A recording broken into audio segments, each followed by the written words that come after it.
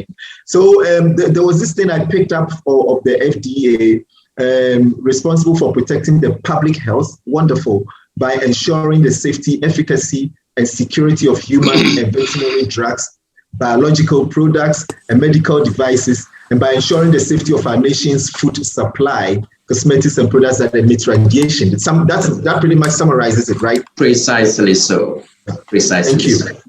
Now, the question there is, now when you look deeply into this, it puts the FDA squarely into the products, their quality, the efficacy of the product. Then the question that comes around is, then how does FDA come all the way into the media space to determine what goes out there, who does what? Just allow me to be naive on this level. How does FDA move away from looking at the quality of the products that are coming out of our industries and going out into our media space to determine who is able to advertise any particular product, be it alcohol or sugar or whatever it is?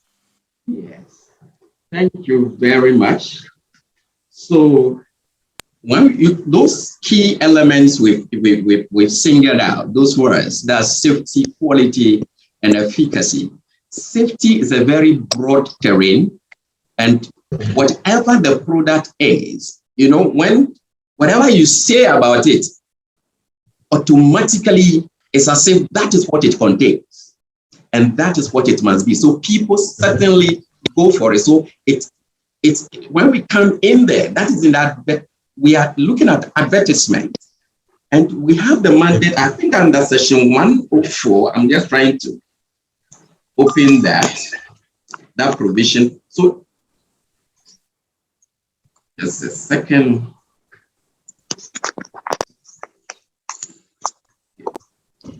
Section 97.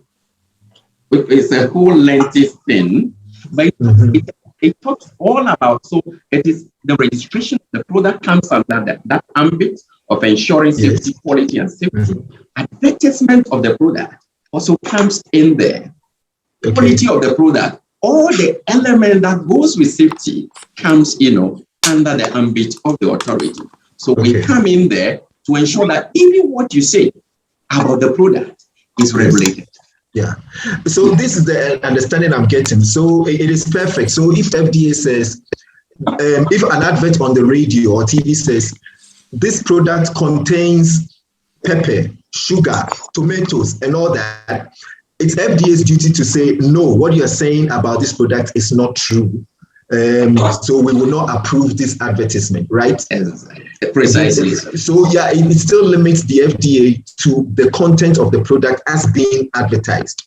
Yes. So that you ensure that if he says it can cure this, because you have some herbal products which can cure all sorts of diseases, possibly raise the dead, FDA will come in and say, hold on a minute, what you're saying about this product on air is deceptive, it's likely to lead people into danger, and we cannot allow that. That, I think, could be understandable. But then the point where FDA says, this man is not supposed to advertise this product, what's that got to do with the content and quality of the product? I mean, at the end of the day, once you pass the product and pass the claim of the advertisement, it is pretty much good to go, irrespective of who advertises it. Very well. Thank you very much. When you look at laws generally, they are always meant to cure a mischief.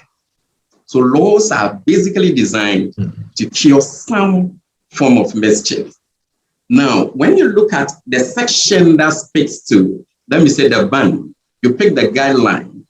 So actually, let me even start by saying that, so that we have promulgated all these guidelines under section 148 of the Act, which gives us that power to come up with set guidelines to actually guide the operations of the authority.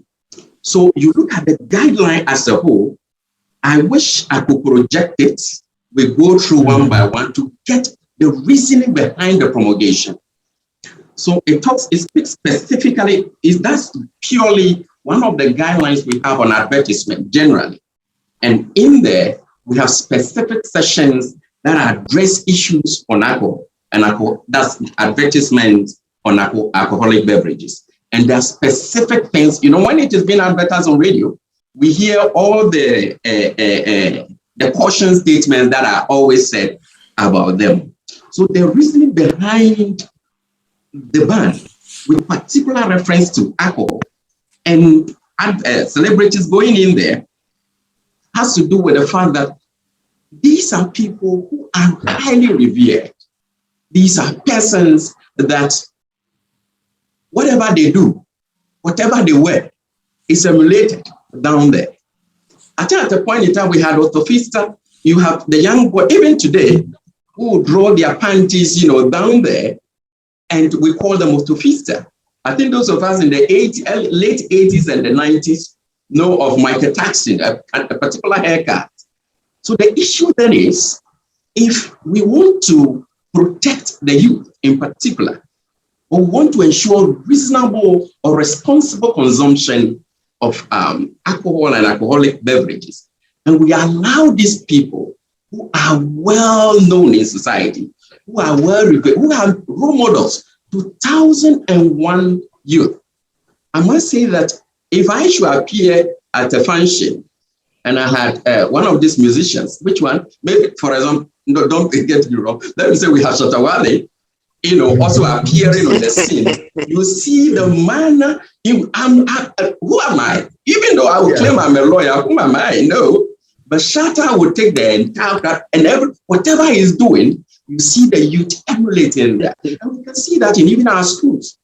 The kids sing Shatawale or any of those songs with passion and with zeal. So what we are saying is that if they are allowed, that group of persons or group of people who are so revered, whose activities are copied without looking back, if they are allowed to take up or to endorse alcohol and alcoholic beverages, we will lose the fight in ensuring responsible consumption of alcohol. We will expose our youth. When you look at some of the provision, it even prohibits the advertisement of the product between the hours of 6 in the morning up to about 8 o'clock, in the evening. Even the new policy, the national new policy on alcohol, is even extending it beyond 8 o'clock. So if these are some of the things we want to ensure, guard against, if we allow them, if they are allowed, we will lose the fight. The mischief the law is trying to cure will never, be cured. So hence the ban and the limit on the activity. And I must say, let me just add a quick one, that we know it will have some economic impact, certainly, on the group, the celeb group, huge, economic impact on them. But looking at the general group, the general interest of the populace, and even the very people who draw so much, wisdom and so much inspiration from them, let's protect them. So this was done to ensure that, we protect the very people whom they are actually, ministering to, if I may be allowed to use that word, ministry. Thank you very much. Okay. Thank you. I'll come back again. So let me go to Panji Anov. Let's have your thoughts on this. Panji Anov, as I said earlier, is a CEO of Pigeon Music. He's a songwriter, a scriptwriter, and film producer. And he's one of those observers who feel strongly about this. Panji, what you got? Thank you very much, Earl. And also thank you, FDA, for your submissions. Well, my question is very simple, which is that if we say we want to protect the youth, then why don't we ban advertising completely of alcohol? Why do we allow advertising of alcohol but exclude a particular group? If we say we want to protect the youth from alcohol, then we should ban the advertising of alcohol completely, in the same way that the advertising of baby formula has been banned for many years. So that means nobody is allowed to advertise it. Once the government and the people of Ghana have agreed that alcohol advertising is possible, then that means it is possible. We cannot exclude one group of people from doing one thing if that thing is legal. So you are saying advertising alcohol is illegal, but if you are a musician, it is illegal, or if you are a celebrity, it is illegal. How do we even define those things? Because they are abstract concepts. So why do we, if in order for me to accept that the reason why this thing exists is because we want to protect the youth, then we should ban the advertising altogether. Yeah, would you like to respond to that now? Yes, I thank you. Thank you very much. It's a whole process we are understanding. And as I stated earlier, the group we have picked up has, in fact, their endorsement is worth 1,000 of whoever is making that advert. It's worth 1,000 of it. So, as I stated, it's an attempt to cure a mischief. And if it is studied over time that it is not working, the youth are still indulging in it. Of course, laws are very progressive. They are not static. We continue to expand and amend laws. So that can always, come true to ensure that there is a complete ban, as it is with tobacco. As for the baby formula, there are restrictions, but then it's not a complete ban as well. But there are restrictions in that regard. So it's not in a way the intent behind the law is not to inconvenience that group, no. The intention is not to isolate or discriminate against them in any way, but it's just for the public good. And that is the core, is at the core of, that particular, those provisions, that hinder or limit them from, engaging in that. But since the constitution of, one question, the constitution of Ghana does not allow any form of discrimination based on your religious or ethnic ties.